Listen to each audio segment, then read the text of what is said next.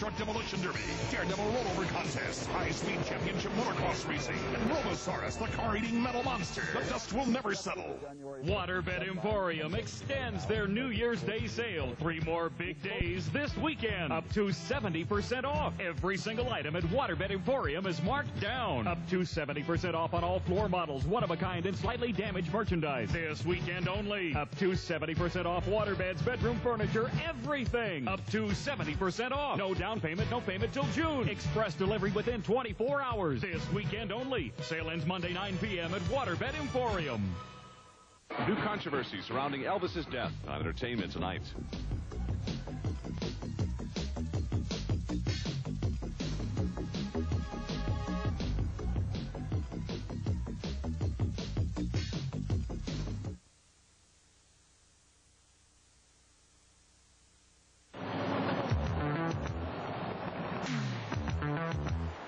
Record rainfall brings record floods. We got a log down there that's killing us. If we get... Yeah, in 86 it was bad, but not like this. A state of emergency in 6 western Washington counties. Try to get as many odds as we can. Thousands of people forced to leave their homes and nearly all of their belongings behind. Farm country still soaked gets saturated again, trapping cattle. More than 3.5 inches of rain in the cities leaves very few in western Washington high and dry.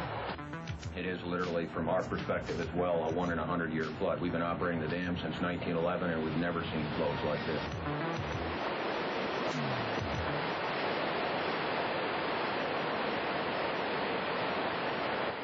Hello, I'm David Curley. It seemed like just another Thanksgiving holiday weekend, but it quickly became a weekend to remember. Record rains brought furious floods, the worst this state has seen in decades. As people were driven from their homes, an unbelievable sight on Lake Washington. The old I-90 bridge filled with water quickly, sinking to the lake bottom. Some incredible sights, sounds, and stories. It was a weekend to remember. When news happens, you'll see it happen on King 5. And now, with all the news for Western Washington, Gene Anderson and Mike James, Shelley Monahan's weather, and Tony Ventrella sports. This is King 5 News at 11. The snow, at first a relief to flood victims, is now starting to melt. More flood warnings tonight, and a worry that this may happen once again. Good evening, everyone. I'm Mike James. And I'm Gene Anderson. The flood warnings have been reissued for 7 rivers. They are the Cedar, the White, Snoqualmie, Skykomish, Snohomish, Stillaguamish, Skagit, and Nooksack. The storm that's coming in is bringing warmer temperatures, which is causing freezing levels to rise. Heavy rain upstream could again threaten Fur Island in the Skagit, the area hardest hit by last week's flooding. And on this Thanksgiving Eve, that area remains nearly deserted. Bob Simmons was there. A mean, cold wetness hangs over the Skagit Delta at the end of the day. The river is steady at 22 feet, 6 feet below flood stage. The river will be rising tomorrow, but Army engineers say this temporary barrier, which they finished just today, will repel the river at flood stage. If it's going to rise above flood stage, they expect a 24-hour warning, and they'll start hauling rock again. Much of the water that rolled through here a week ago Sunday has drained from the island, but much remains. Of the 500 or so chased from their homes, most cannot yet move back. Comfortable old houses take on an air of desolation on Thanksgiving Eve. Occasionally they had log in their milk. They had all the stuff here. At the Conway Fire Station, there was turkey for anyone sent over from Skagit Valley College. Fur Island families cheered each other, traded stories, and with photographs replayed the events of the past 10 days. If the soggy river dikes hold against this new storm, then they'll be home, all of them, in time for Christmas. At Conway, I'm Bob Simmons, King 5 News. And it's raining now at Snoqualmie Summit, too, and that could be good news for travelers headed over the pass for Thanksgiving. Oh, Gene, that is not good news, though, not welcome news in the river valleys of western Washington. Charlotte Rayner is at the summit tonight where the freezing level just keeps moving up. Charlotte. That's right, Michael. There is so much water here at Snoqualmie Summit. About the only thing you could do is water ski. A real letdown for snow ski operators who had high hopes earlier this week. Remember this? It snowed hard Monday, Tuesday, and part of Wednesday at the summit. So hard that operators predicted an early start of the ski season. Things are looking real good, and with a little bit of luck, we should be able to scrape an opening this weekend. But that was then, and this is now. The only snow falling now is sliding off roofs in the rain. About 9 inches of snow are hard-packed on the mountain, but the rain could wash even that away if it keeps up. It wouldn't hurt if you're driving over the pass tomorrow to be prepared for a change in the weather. Be sure you have snow tires, which are advised, and bring chains. Back to you. Charlotte, we understand the temperature's moving up into the 40s at Snoqualmie tonight. The rivers are rising across western Washington tonight, causing some spirits to fall on this Thanksgiving Day. Flood warnings are posted on at least 8 rivers. King 5 reporter Jim Foreman joins us live from Snoqualmie, where a Phase 3 flood warning is in effect. Jim? That's right. We are at the bridge over the Snoqualmie, and you can see the marking stick behind me, and it is slowly creeping up. The water is rising. It's rising all over western Washington. It's a good news, bad news situation tonight. The bad news is we are going to see flooding. The good news is it is not going to be as bad as 10 days ago, and that seems to be the case wherever you go in western Washington tonight. Thanksgiving brought with it a quiet, tense calm here on Fur Island. Tonight, the temporary dike is holding the water back, and the water is slowly starting to disappear. Here in Arlington, the Stillaguamish is rising fast, too. Folks here are watching the river instead of football this Thanksgiving, and the Sheriff's Department is keeping a riverside vigil, ready to tell people to move to high ground. Along the Snoqualmie in Fall City, some people are already moving out. These campers retreated to the top of the dike after the road to their campground flooded out a short time ago. It's got potential for going, but right now I'd say if the weather stays as is, we should be okay. We are keeping a very close eye on the steadily rising waters. It's going to be a slow, steady rise, not a big flash flood. That's what's happening, and we'll have more at 6:30 on this. All right, Jim, a lot of people watching those rivers and watching the weather. One of those, of course, is Shelley Monahan. She's got the whole forecast for us in just a few minutes. Lori. That Pineapple Express that Jim was talking about is bringing all this moisture, and it's washing away the snow on Snoqualmie Pass. Motorists found clear but wet roads across the mountain's pass. Some had been worried the storm preceding this one would make the pass impassable, but that didn't pan out. Further down the mountain in the town of Snoqualmie, the famous falls were full with rushing water. For the curious, the sight was nothing less than spectacular. Dozens of people made the trek to the falls to witness the raging river. Mother Nature is packing a blustery punch across western Washington. High winds and rains are making a bad situation worse in some of the areas hit hard by the recent flooding. With more on the situation in Skagit County, King 5 reporter Larry Kelly live from Conway. Larry? Lori and Mike, if you'll excuse a rather hackneyed phrase, it is both good news and bad news on Fur Island. The freezing level in the mountains has lowered, so that means there's less snow melt into the Skagit River. But it is raining now again here in the river basin hard, and there are other conditions that are adding to the flood threat here.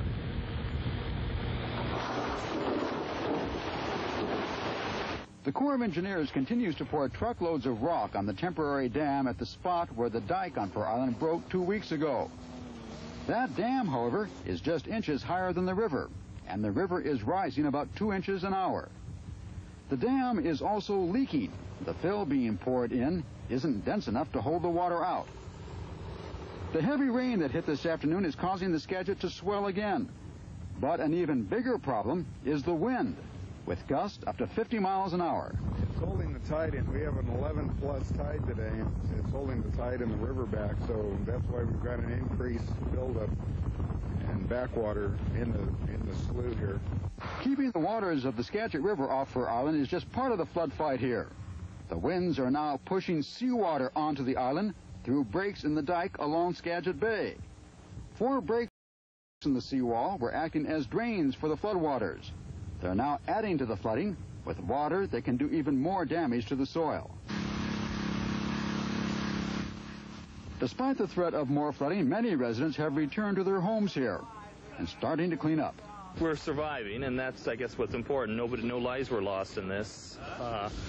We just feel really fortunate that that we've had friends to come and help us clean up. About half of the 500 people who were forced to leave their homes about a week ago have now returned. They're only hoping that the dikes and the dams will hold so they won't have to leave again. Laurie, Mike? Larry, I can see just looking at you how miserable it is out there with the wind and the rain, but in the next 24 to 36 hours, are they looking for some kind of break here that will make things a bit better?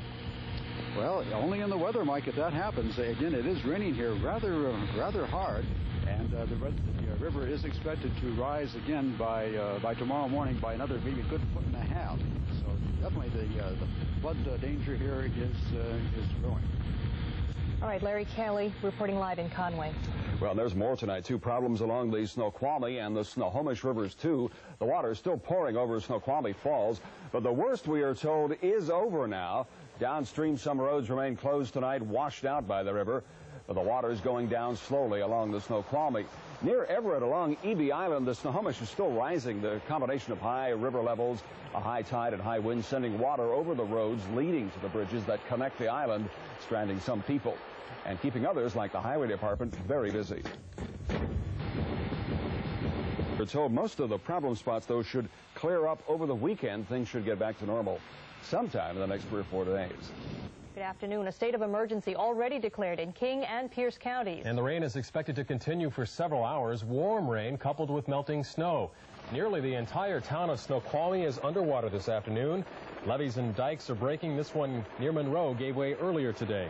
Farmland is swamped, barns and equipment surrounded by water, milk cows trapped by the rising floodwaters. And people, hundreds of them, are being evacuated, some carrying their belongings with them. Others, nursing home residents, carried to higher ground in safety. The National Guard has been called up to help with the evacuations. Flood warnings are up this afternoon for 18 western Washington rivers. Very few areas have been spared, as 5 inches of rain on the average have fallen in the past 24 hours. Many of the rivers are still rising at this hour, and the lowlands near the Sound still face a wall of water which is flowing down from the mountains.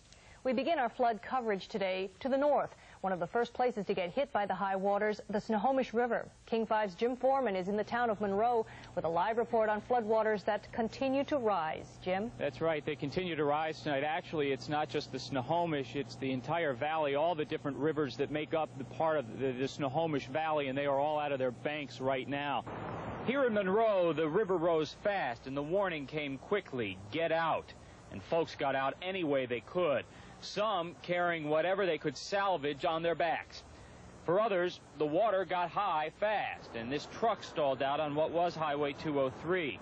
Luckily, another truck came by. The driver chained it up and pulled it to safety. But many people couldn't get out at all. Their only way out was by helicopter, and it was amazing the choppers were flying at all through the dense fog. By midday, the river was threatening the bridge linking the road from Monroe to King County. It was shut down, and another link was gone. And one last family got out by bulldozer. This afternoon, State Road 2 was shut down, creating a major traffic headache. Downstream, homes are underwater. These people got out, but no one knows what they'll have to come home to. Out there on the other side of the river is Farmer Mark Hansen's place. He's staying behind to take care of several hundred cows. His family is worried. But from Sky King, we were able to see that so far things are holding up pretty well. In the middle of this disaster, the best is starting to show in people. There are some curious onlookers here, but most folks have come to help, and it is making a big difference. You know, something like this, everyone opens up. People are telling me, hey, if someone needs a place to stay, tell them to send them to our house. We got the churches open. It's going to work out. Everyone's going to be fine. Jim, thank you for that report. We'll see you later in this newscast. One of those rivers in Snohomish County causing plenty of damage, the Skycomish River. The valley near Monroe has become a stream. Here as elsewhere, homes and barns surrounded by water. This person was out taking a picture of the fast-running water which swept away a large piece of the road. In fact, flooded roads have left the town of Skycomish inaccessible at this hour. In East King County, the Snoqualmie River and its tributaries are flooding towns from Falls City to North Bend. The situation there being covered by Larry Kelly.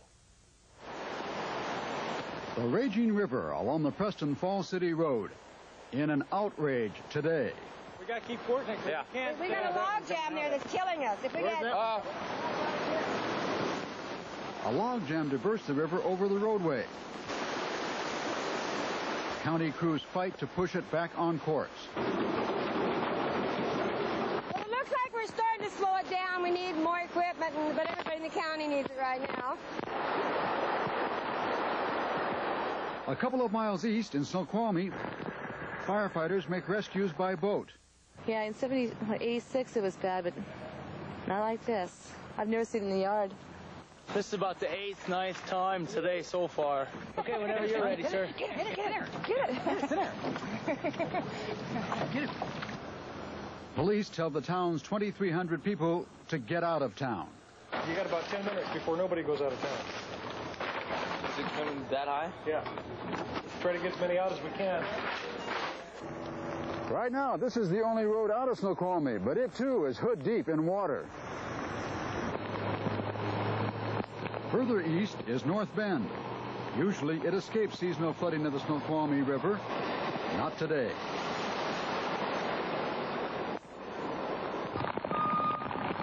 The most serious threat there is to a nursing home with 100 residents. Okay, we'll do the best we can to get you in as quick as we can.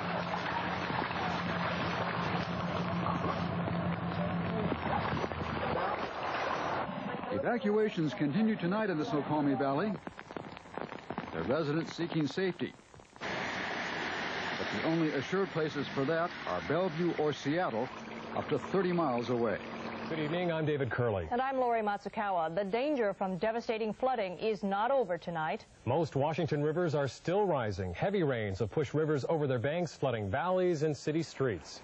In the next half hour in this special report, we'll have complete coverage of the devastating floods that have hit western Washington. We'll show you tonight's efforts to rescue those trapped by the floodwaters. We go now to Jim Foreman, who is in Mount Vernon for the latest there. Jim? Yeah, David and Lori, this is the hot commodity across western Washington tonight, a sandbag. Right now we're in Mount Vernon by the library and the fire station. You are looking at a mass of humanity. People here are volunteering their time to make sandbags, to get them out to the levee, to strengthen the dike, to keep back the Skagit. Right now, it doesn't look good. The river is still rising, crest is still hours away, and there is only just inches to go before the water starts flooding downtown Mount Vernon. It is really a scene of raw emotion here, and earlier tonight we took a trip a couple blocks from here to the river to see what happens to these sandbags. Take a look. Here at the dike, the loads arrive every 3 or 4 minutes, and that's when the teamwork picks up again. Do you think you can hold the water back? I'm not real sure. I think everybody's trying real hard. I guess that's the best we can do.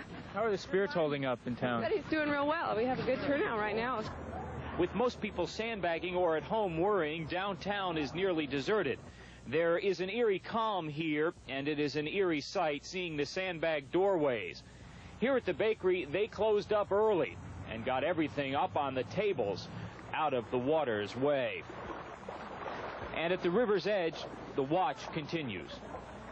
King County officials have evacuated parts of Maple Valley near Renton tonight. Homes on Jones Road southeast along the Cedar River are flooded, and the river is expected to rise even more tonight. King 5's Lisa Machette has the story. Attention, this is the fire department.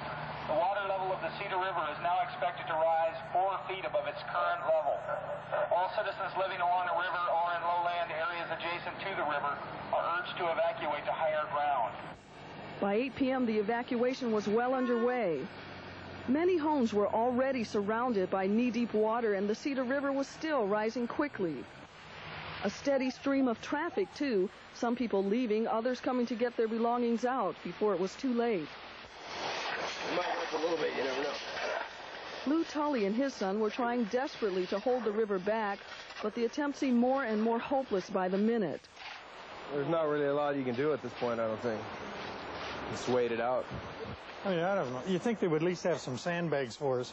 They could give you the bags, and there's a stack of sand. Go for it. While people scramble to beat the river, the water just keeps coming, spilling over its banks, pouring over the sandbags and barricades that were meant to stop it. Pretty bad, isn't it?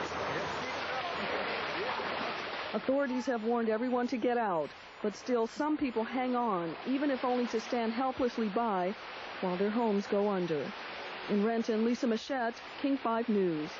As our coverage continues, details on the situation on Fur Island and in the Skagit Valley. The main dike holding the Skagit River floodwaters out of Fur Island broke again today, and the river poured over onto the island, forcing a second evacuation in as many weeks. John Sandifer has the story. The runaway river tore out a hole 150 feet wide in a dike that had just been built to repair a previous break there. 1,000 truckloads of fill, part of a $400,000 project to protect Fur Island, is being eaten away bite by bite. Fur Island is uninhabited again, and water is pouring over it. Supersaturated ground, unrelenting rain and snowmelt are creating emergencies along a 50-mile stretch of the river. This is the Cascade Highway just east of Cedar Woolley. Nothing is moving. Granny Creek shut down too, so. It shut into Granny Creek too. Yeah, you couldn't get through there. The small community of Hamilton is under evacuation order again. Some folks tried to drive out. Others had to be rescued by boat, and still others chose to stay and take their chances. I didn't realize how much water there was around here. You gonna take these people down the store? Anyway, pretty incredible. The main concern at Cedar Woolley is the river's encroachment into the sewage treatment plant and what that could mean. The collection system will overflow. We'll have raw sewage coming out through the manholes onto the streets. People with basements, they'll flood. And that was the case at the Dickinson house in Mid-City, where townspeople helped to put sandbags in place. This is coming out of the ditches is where we're getting it. So, and how, just how the ground is, you can see we've plugged the storm drain so no more comes up that way. And even as engineers had abandoned their efforts on the major dike here on Fur Island, another dike was letting go near Carpenter Creek some miles away. One resident with her home video camera recorded the tributary topping the dikes at several points and made it clear it was farmers and volunteers who put up a stand against it. They worked late into the darkness, placing sandbags along the top of the dikes and hoping the dikes themselves don't give way. There's a lot of water out here. I don't think people realize how much water there actually is. In Skagit County, John Sandifer, King 5 News. The Skykomish River did its fair share of damage today. This river near Monroe became a stream surrounding homes and barns with water. Some of the water swept away a large section of a local road. The entire town of Skykomish has been completely cut off by the high floodwaters, and construction tractors were used to rescue many of the residents there. All the rain is causing problems closer to the cities, too. This afternoon, a luxury home in the Medina neighborhood near Bellevue was destroyed by a mudslide. Nearby homes were evacuated. Heavy rain pounded the area above the homes, saturating the ground. Finally, around noon today, the earth gave way, crushing the house and nearly pushing it into the lake. The homeowner was inside the residence when it collapsed, but he was able to break a window and get out in time. A gas line broke when the home began sliding. Authorities were worried about the danger of explosion and more slides, so homes near the site were evacuated. The house was in the 1400 block of Evergreen Point Road. In Des Moines, the intersection of Marine View Drive and Des Moines Road was a lake. Even the biggest trucks had water lapping at their headlights. This truck got stuck when the road beneath it collapsed, trapping the occupants. And water from flood-swollen Barnes Creek is threatening residents of the Willows apartments. On the Benson Highway and 208th, slow going for vehicles. Drainage ditches filled up fast and flooded the streets.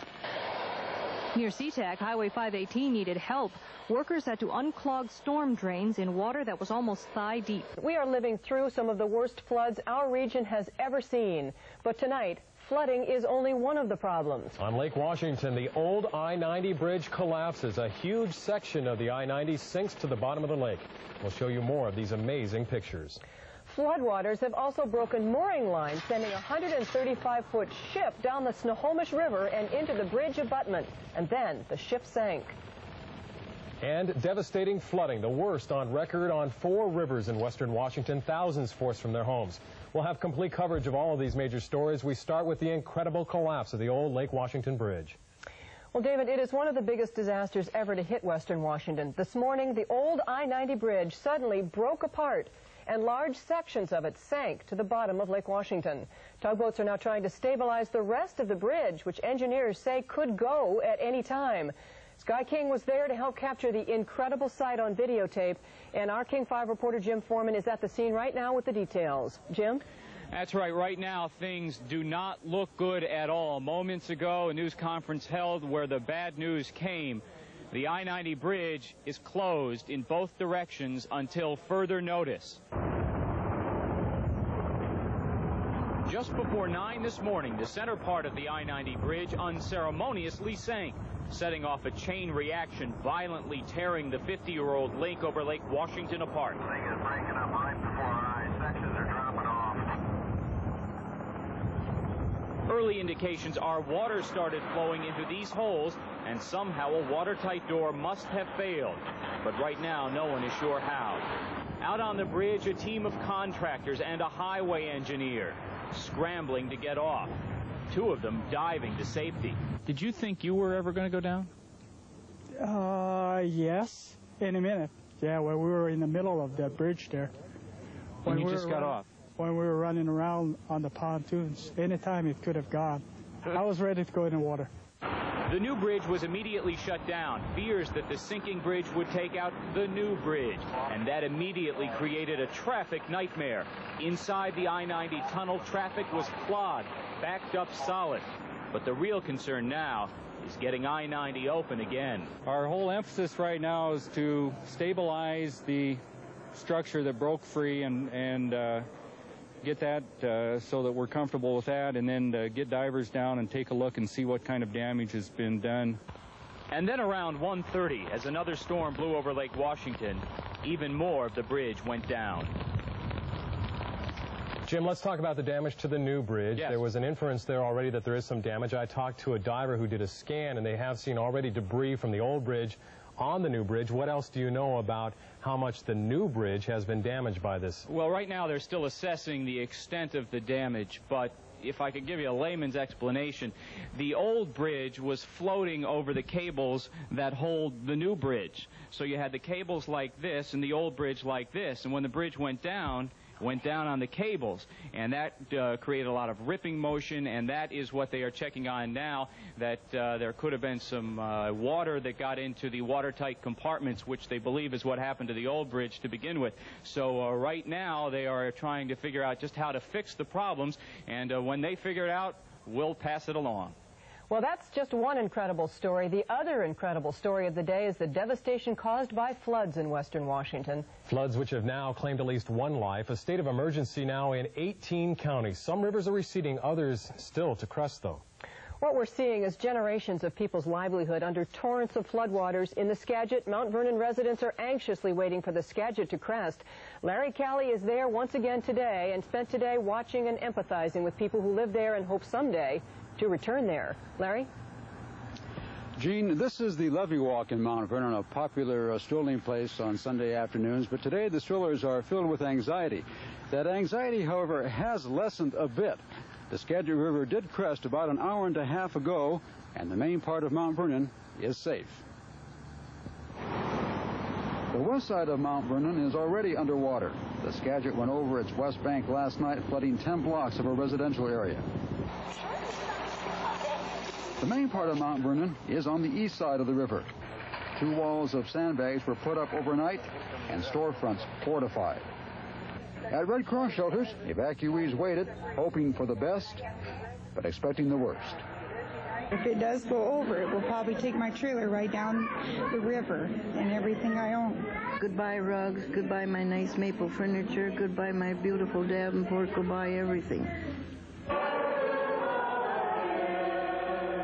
At Mount Vernon churches this Sunday, there were prayers for flood victims and offerings of help, should there be more of them. They called and asked if we could house some people, and we did house them at the West Wind Motel. I mean, just for a few nights. Yeah. But we could also put them here in the church, too, if they need that kind of housing. The main part of Mount Vernon is safe. However, the concern now is for what they call the new downtown of Mount Vernon. That's the Mount Vernon Mall, about a half-mile north of the city. It isn't so much that the river will overrun its banks, but that the dike that holds the river back will give way, flooding the mall. Mike? Sorry, David? Gene? And concern for all those people around them. Larry Callie live in Mount Vernon. Also near Mount Vernon, a new break in the levee around Fur Island has let the river pour once more into Fur Island near Conway. Bob Simmons reports it has forced the second evacuation of Fur Island in just 2 weeks. Fur Island has been hit much harder than it was when the levee first broke 2 weeks ago. The water is deeper and wider. Those few islanders who had moved back home had to move again, and the water's into homes that were spared before. That emergency rock barrier the Army Corps built in front of the broken dike, it's gone. This was the scene on Monday as the Army Corps of Engineers finally closed off the torrent that had ripped through the Fur Island levee. The Corps of Engineers pulled off of this job Wednesday before noon. A spokesman for the Corps told me they had built it to equal flood stage, and in his words, that's all that's in our jurisdiction to do. So no work was done here Wednesday, nor Wednesday night, nor Thursday night. Friday, with the river rising, they began again to haul rock under the barrier, but it was too late. Water was already topping it. And yesterday, the $400,000 emergency repair job disappeared. It's little solace to those who used to live on Fur Island, but that renewed break in the levee eased the pressure on the river upstream a few miles and possibly saved downtown Mount Vernon from destruction. In Skagit County, I'm Bob Simmons, King 5 News. And on top of all the flooding, now this, a 135-foot ship broke loose from its moorings in Snohomish and now sits on its side in the river near Everett. It threatened to run into a bridge for a while, but as King 5's Julie Blacklow reports, it went down and didn't take a whole lot else with it. The 135-foot SeaTac is a privately owned boat, which someone had been living on. It was moored up in Snohomish but broke loose from its moorings and floated on its own towards Everett, carried along by the swollen floodwaters of the Snohomish River. It stopped at an abutment under the Highway 2 Snohomish Bridge. There was worry it would crash into the bridge and damage it, so the road was closed and all the attention then turned to the ship. 2 tugboats arrived and began an effort to haul the ship away and save it. But the big boat began taking on water through its cargo doors, and there was nothing anyone could do but watch.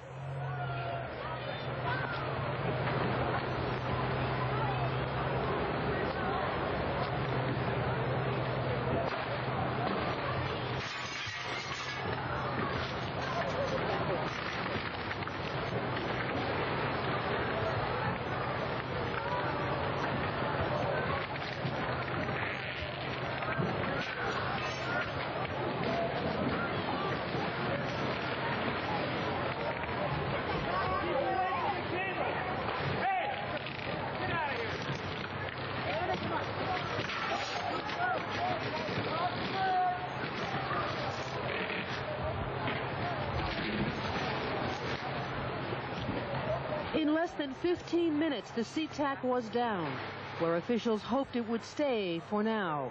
If the boat stays put, it will be left there for now. There are just too many other crises to deal with at the moment. In Everett, I'm Julie Blacklow, King 5 News. Several miles to the north where that ship was moored, the rising river has washed away the land under some Burlington Northern Railroad tracks. The river water had been building up and pushing against the land under these tracks. Finally, it gave way and took about 30 feet of land with it. The waters have continued to pound the dirt, and more is washing away all the time. For one man who preferred to stay off camera, it was good news.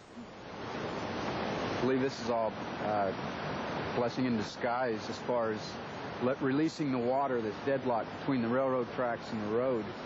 Otherwise, our houses would be in a deadlocked lake.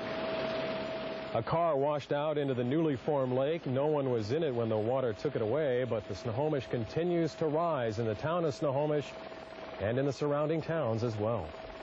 And one of the state's largest employers, the Boeing Company, tonight joins the list of thousands who this Thanksgiving are flooded out.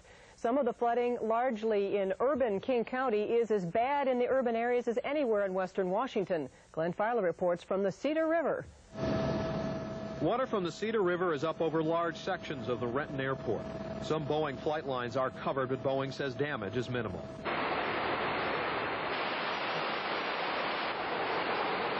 But up the Cedar River, a more violent story as raging floodwaters take their toll.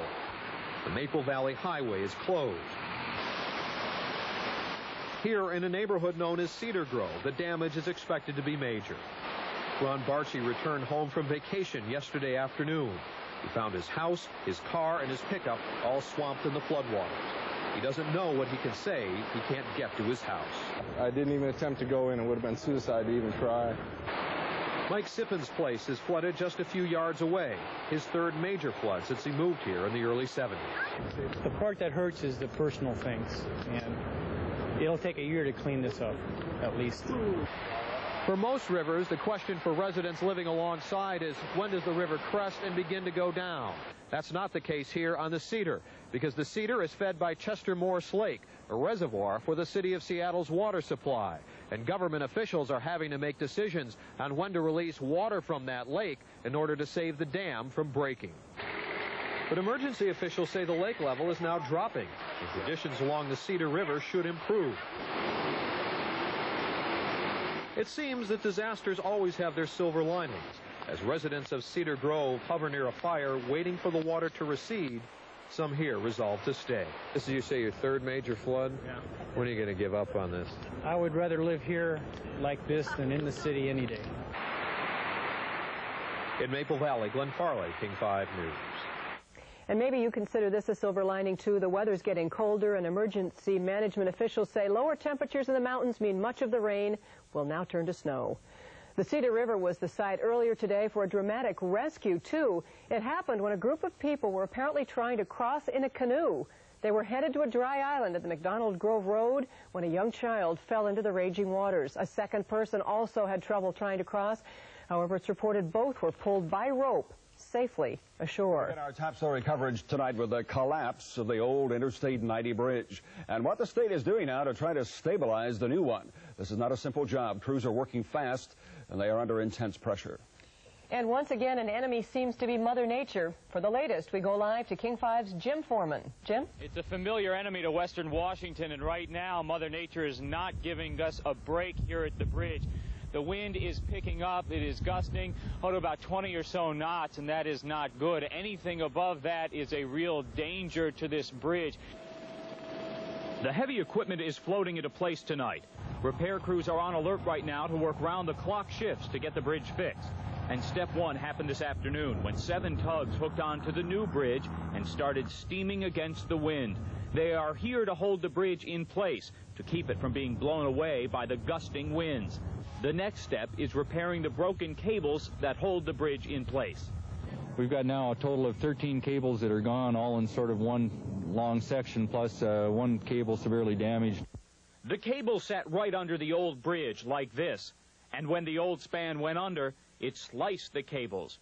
And until they are fixed, the bridge could blow away because nothing is holding it down. We think that any winds over 20 miles an hour put this structure in jeopardy. Engineers tonight are calling the situation very dangerous, and traffic won't be allowed across until the new cables are installed. But there's a big hitch that's developing. The state DOT can't find enough of the right kind of cable to get the job done.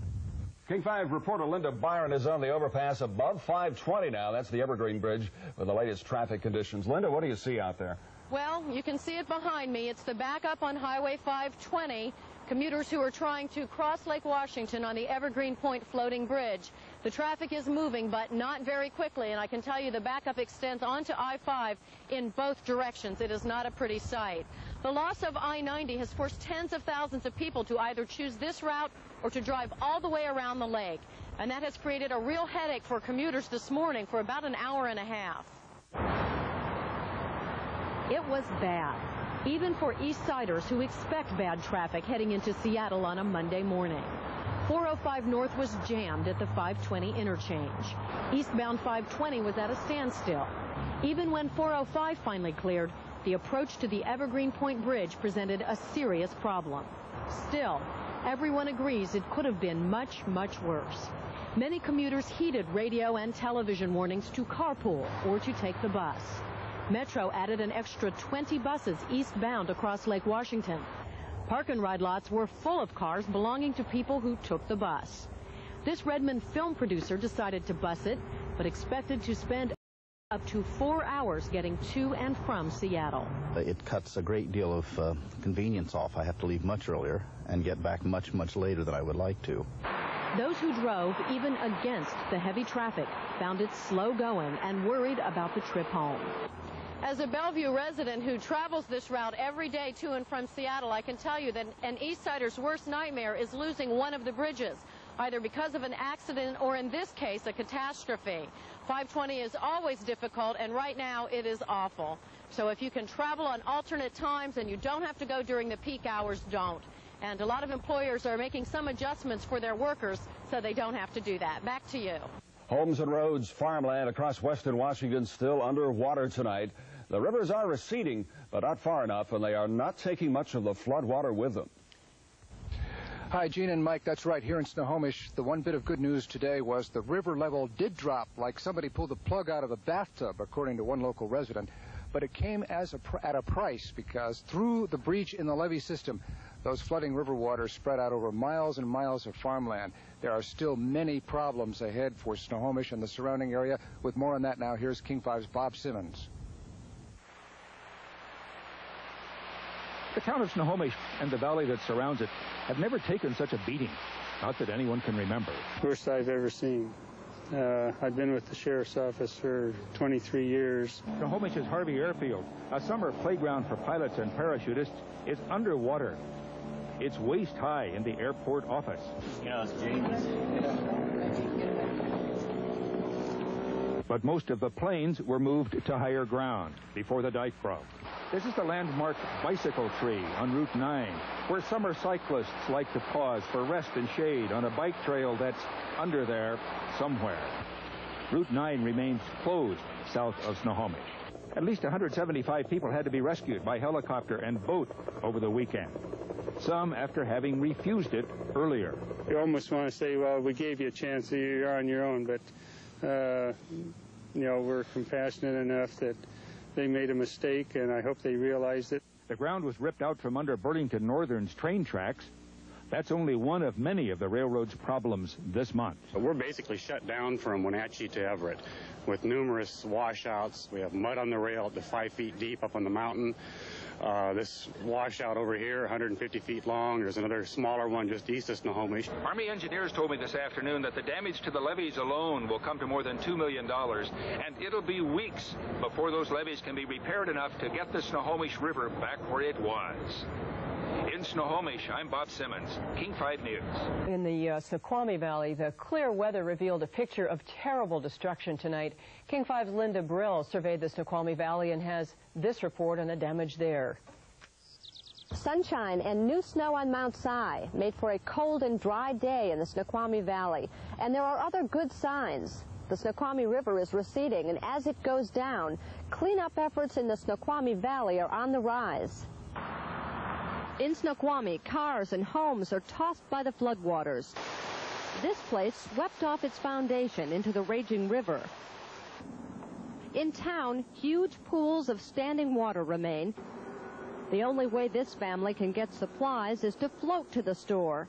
The Rosewalds fear it'll be weeks before the city pumps the water out of their neighborhood. We're on our way to City Hall now to see if we can't get them to pump this out, which they had to do in '86. In Fall City, huge chunks of highway will need repair. 1,500 cubic yards. Water thrashing over the Snoqualmie Fall City Road toward giant holes alongside. And the Sims' two-bedroom home was split in two. This house has been here since 1920. Never even come close before. Used to be they'd work the riverbanks, dredge the rivers and do something. Now they don't do nothing. They got 100,000 times more money than they ever had years ago. Now what do they do with it? Stick it in their goddamn pocket. In Carnation, most of Del Foster's 250 dairy cows survived, except for 6 calves that drowned. The local church youth group came to help clear mud from the stalls. Flooding caused Foster to miss 2 milkings, and that could cost him probably 20% loss in milk production over the next 3 months. And in Duval, downriver, more dairy losses.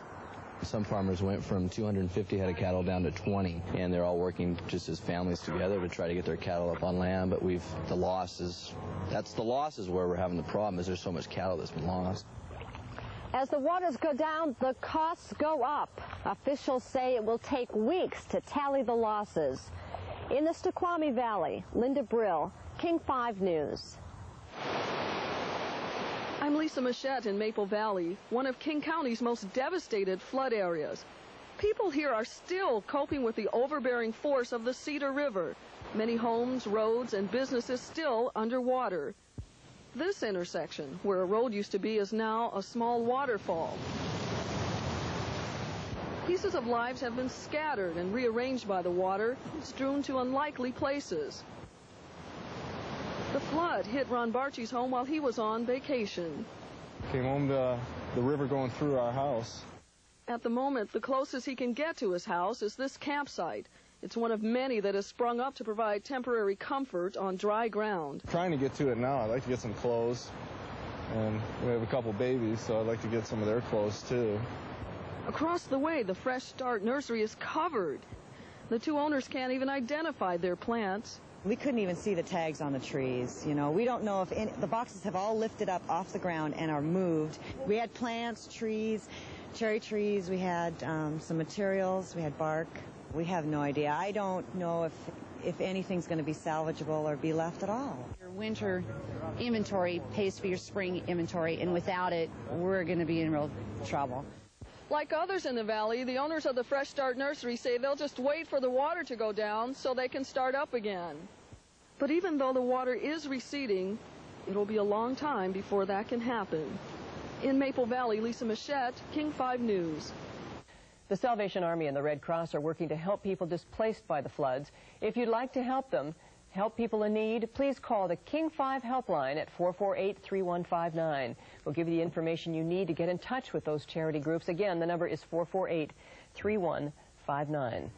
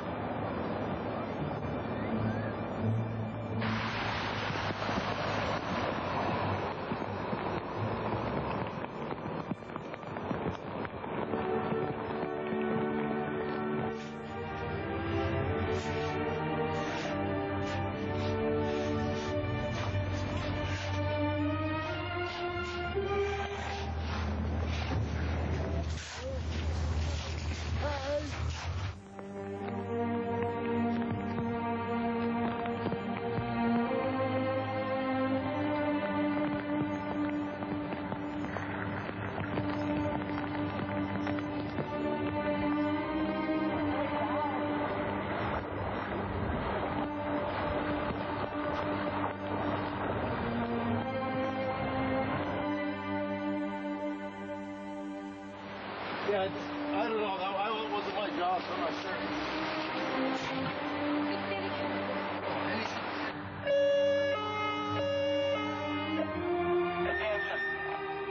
Attention.